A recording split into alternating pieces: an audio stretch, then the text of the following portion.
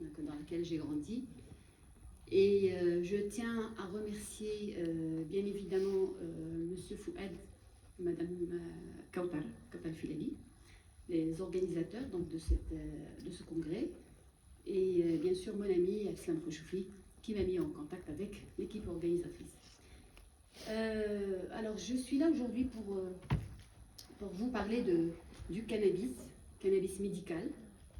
Donc, et en ce moment c'est un peu l'engouement sur le cannabis et sa dimension économique de l'usage thérapeutique de cette plante.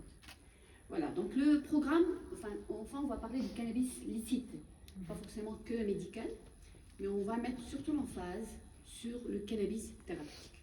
Voilà, donc le programme de l'usage licite du cannabis, donc lancé par le Maroc, comme vous le savez, à travers la loi 1321, donc il vise des objectifs qui sont fondamentaux, comme vous le savez, donc comprenant la mise en place d'un cadre légal permettant de développer des circuits d'usage médical et industriel. Donc médical, thérapeutique et industriel, ça regroupe le cosmétique et toute industrie, conformément aux engagements bien sûr internationaux du Maroc et aux opportunités qui lui se présentent. Voilà, donc ceci va être coordonné bien évidemment par l'Agence nationale de réglementation des activités relatives au cannabis, donc l'ANRAC. Et j'ai toujours donc on va dire un slogan ou une phrase qui me revient à chaque fois, qu'il faut redécouvrir le cannabis et le voir d'un autre œil. Alors redécouvrir le cannabis, redécouvrir la plante médicinale, aromatique, un certain pourcentage, et surtout le voir d'un autre œil et expliquer au grand public que le cannabis n'est pas uniquement le joint, n'est pas uniquement le récréatif. Donc le cannabis, c'est une plante qui se respecte. Certes, il y a de la drogue dedans, mais il y a énormément d'autres choses qui pourraient être éventuellement et qui sont des médicaments. Voilà. Alors sur le plan économique, je l'ai résumé en une slide, parce qu'il faut un économiste pour ça, pour détailler. Moi, je suis plus pharmacologue, donc ma spécialité, c'est la pharmacologie. Donc je vais parler plus on va dire, de l'aspect pharmacologique thérapeutique. Alors l'impact économique est certain, est très important, surtout pour les agriculteurs et leurs familles. Il faut savoir une chose, que les agriculteurs et leurs familles, ils vivent des régions, bien sûr, où le cannabis est cultivé, vivent de cette plante et uniquement de cette plante. Voilà. Ils ne sont pas des riches, ce ne sont pas les riches. Donc les riches, ce sont les intermédiaires. Développement des zones concernées par le cannabis en tenant compte de l'aspect environnemental, parce que c'est important aussi, ça c'est un aspect qui est très dit dans la légalisation du cannabis. Permettre au Maroc, bien évidemment, de contribuer au marché mondial avec une croissance de plus de 30%. Permettre aux entreprises internationales d'investir au Maroc. C'est un point qui est très important, parce que là, on commence à voir des tentatives ou des entreprises internationales qui veulent et qui souhaitent contribuer dans cette légalisation, dans cette part économique du cannabis médical pour arriver au marché africain. Voilà. Donc il y a beaucoup de Canadiens, d'entreprises canadiennes qui sont dans cette piste. Il y a bien sûr la création, la finalité, c'est la création d'emplois au niveau national et la dynamisation de l'économie. Voilà. On peut dire avec beaucoup de confiance et d'assurance que le cannabis est la plante la plus complète, je vais expliquer pourquoi après, et la plus compatible avec notre organisme. Donc la plus complète et la plus compatible avec notre organisme, et je vais expliquer rapidement pourquoi.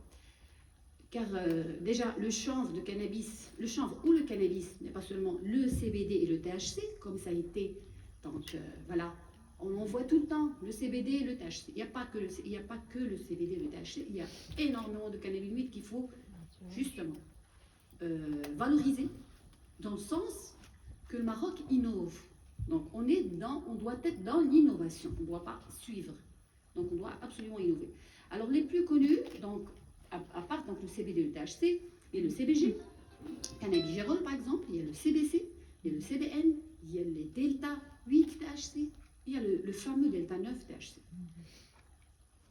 Voilà. Donc rapidement, je sais que dans le public, il n'y a pas beaucoup de spécialistes de la physiologie humaine, donc je vais faire rapidement. Alors, dans notre organisme, on a des endocannabinoïdes. On a du cannabis dans notre organisme. cannabis endogène.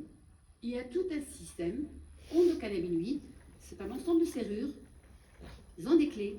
Alors les clés, ce sont les endocannabinoïdes ou les phytocannabinoïdes. Donc les endocannabinoïdes, si on est bien, si on est en parfaite santé, on a ce système qui est équilibré et stable. Voilà. Mais je suis certaine à 90% qu'on n'a pas une santé parfaite. Donc voilà, déjà si on a une insomnie, si on a des problèmes de circulation, si on a des problèmes d'intestin, si on a des problèmes de diabète, créa, problèmes de muscles, etc. Donc on a certainement, chacun de nous dans cette salle, un petit problème quelque part. Et ce petit problème vient principalement de ce système endocannabinoïde qui est instable. Donc, pour le stabiliser, on utilise des médicaments, mais on peut utiliser des médicaments classiques qu'on connaît tous, et on peut utiliser aussi du cannabis ou des cannabinoïdes. On va en parler après. Mais avant d'arriver à cette partie-là, je vais traiter rapidement donc, la culture du cannabis au Maroc et ailleurs. Alors, comment ça se passe? Il y a 3 options importantes. Il y a le outdoor, donc c'est le champ. Donc le Maroc, il est un peu expert dans cette culture. Il y a le indoor, et c'est une partie où c'est une technologie qui est c'est une technologie de pointe, et c'est une technologie utilisée dans les grandes entreprises internationales, et ça demande énormément de moyens. Je vais vous parler des avantages et des inconvénients. Et il y a la serre ou le greenhouse.